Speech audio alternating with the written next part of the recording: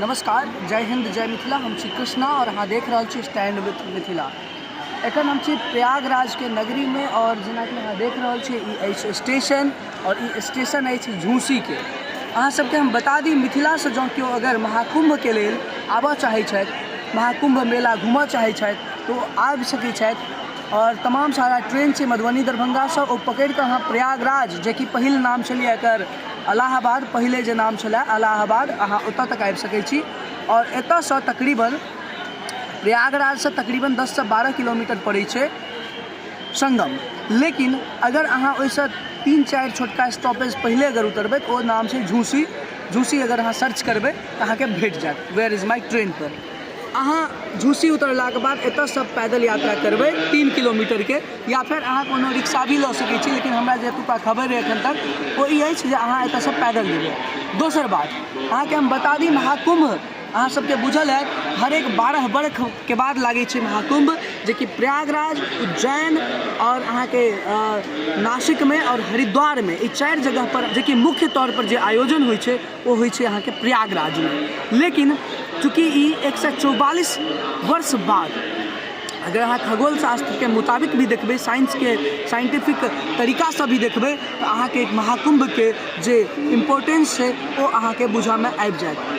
अमृत मंथन के दरमियान जहन समुद्र मंथन होइत रहे तऽ अमृत पान के लेल जे छै से अहाँके दानव और सुर और असुर में, दानव और कहि सकै छियै जे देव और दानव में बड़का संग्राम छलै, जाहिमे कि विष्णु भगवान जे रहथिन से अहाँके रूप भेष बदलि कऽ, विश्व सुंदरी के भेष बदलि कऽ ओ जे छै से अहाँके सब देवता के ओ पियलखिन और ओहिके किछु बूंद धरातल पर खसलै, जे अहाँके जे जतऽ जतऽ खसलै ओ अहाँके अमृत स्नान के तौर पर ओकरा देखल गेलै। ताहि दुआरे अहाँके हम आइ प्रयागराज के नगरी में घुमाबऽ जा रहल छी। अहाँ वीडियो पूरा देखब, आई होप कि अहाँके वीडियो नीक लागत। और ई बहुत ही पावन ट्रिप अछि, अमृत स्नान आइ के दिन छै। और अहाँ सबके हम बता दी 13 जनवरी से ई शुरू भेल जे कुंभ के जे प्रक्रिया छै, महाकुंभ के प्रक्रिया, वो अहाँके 26 फरवरी तक अछि। एहि 45 दिन में जँ अगर अहाँ सब केओ गोरा घूमऽ चाहै छी, आबऽ चाहै छी तऽ आबि सकै छी।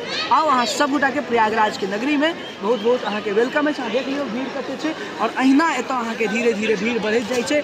और काल्हि के जे डाटा छै ताहिके अकॉर्डिंग तकरीबन 25 लाख लोग एहिठाम स्नान केलथि हैं, और आइ सेहो अहिना करोड़ों लोग हेता। और समय भऽ रहल छै 10 बाजि रहल छै, और हमसब स्वतंत्रता सेनानी से एलहुँ हैं, ताहि दुआरे आब हमसब जा रहल छी प्रयागराज के नगरी। अहाँ सब जरूर वीडियो में बनल रहू और देखैत रहू। एखन हम छी महाकुंभ जे भऽ रहल अछि अहाँके प्रयागराज में।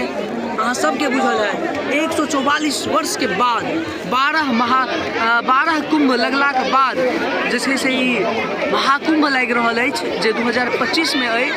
और वो अहाँके 13 जनवरी 2025 से 26 फरवरी 2025 तक अहाँके ई लागल रहत। और एखन हम एलहुँ, अहाँ एक बार भीड़ देख लियौ, नज़ारा देख लियौ,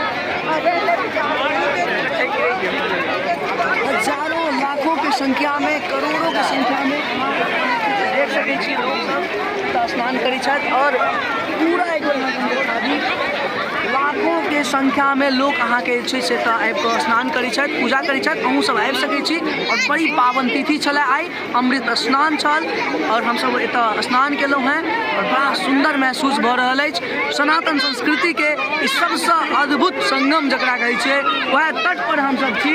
और एहि तट पर हमरा सबके जे छै से एतेक आनंदमय लागि रहल अछि जकर जवाब नहीं छै। बहुत सुंदर सरकार के व्यवस्था छनि।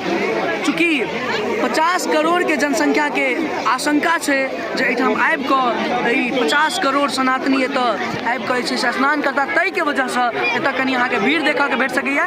लेकिन ओवरऑल सब चीज बढ़िया छै। आओ स्नान करू, और ई पूरा 45 दिन में अहाँ कहियो आबि सकै छी।